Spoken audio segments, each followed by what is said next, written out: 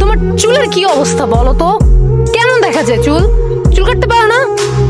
চুল কাটতে টাকা লাগে, টাকা নেই। হ্যাঁ, আচ্ছা পড়াশোনার কি অবস্থা? পড়াশোনা কিছু করো নাকি খালি ঘুরেই বেড়াও?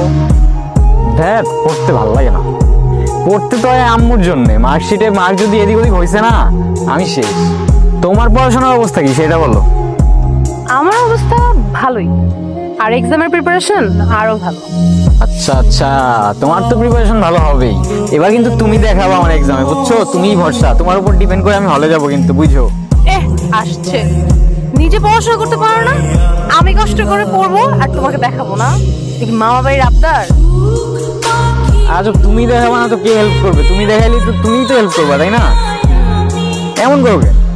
কেমন করছো? আচ্ছা শোনো না, আমি না একটা জিনিস নিয়ে অনেক টেনশনে আছি। কি নিয়ে টেনশনে আছো তুমি আবার? কয়েকদিন পর তো নাফিজের বার্থডে। হ্যাঁ, পার্টিও তো দিবে। ও তো আমাদের মাস্ট ইনভাইট করবে।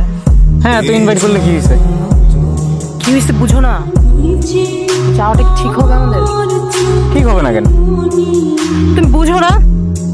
কি বলতেছো? কি বুঝবো? দেখ, তোমার বোঝা লাগবে না, বাদ দাও।